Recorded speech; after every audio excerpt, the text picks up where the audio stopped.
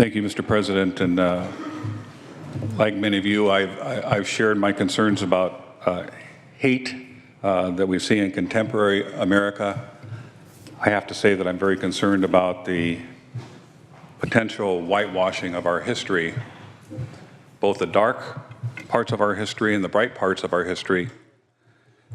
What are we going to do with the Robert E. Lee House at Arlington Cemetery? Are we going to be exhuming Confederate soldiers that are buried at Arlington Cemetery? We had a president. His name was President Andrew Jackson. The man was nicknamed Indian Killer and Sharp Knife. He's on the list of being one of the worst presidents, was a forceful proponent of Indian removal. Andrew Jackson was also a very wealthy slave owner, an infamous Indian killer, gaining the nickname Sharp Knife from the Cherokee.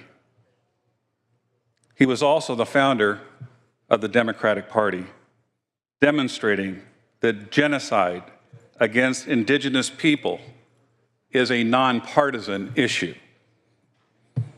His first effort in Indian fighting was waging a war against the Creeks. President Jefferson had him appointed to the appropriate Creek and Cherokee lands. In his brutal military campaigns against Indians, Andrew Jackson recommended that troops systematically kill women and children after massacres in order to complete the extermination.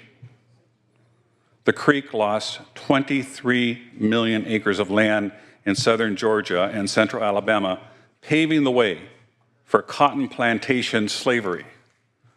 His frontier warfare and subsequent negotiations opened up much of the southwest U.S.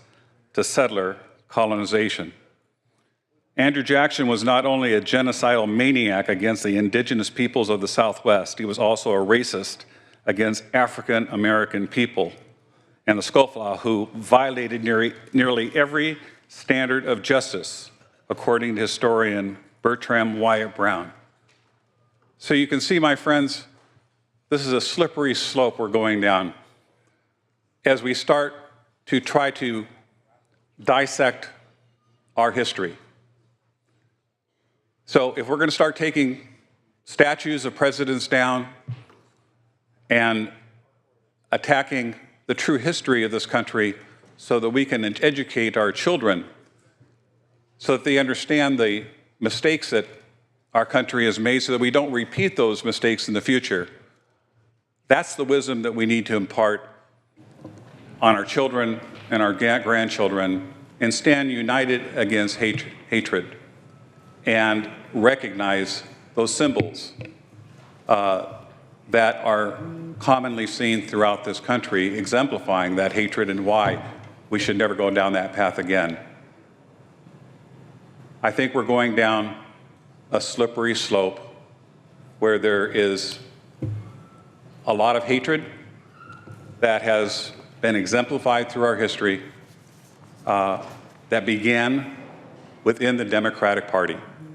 But we stand united as Republicans and Democrats to stand up against hate and to recognize some of our troubling history and learn from that history with ingenuity that we can raise our children to move forward in a more loving America.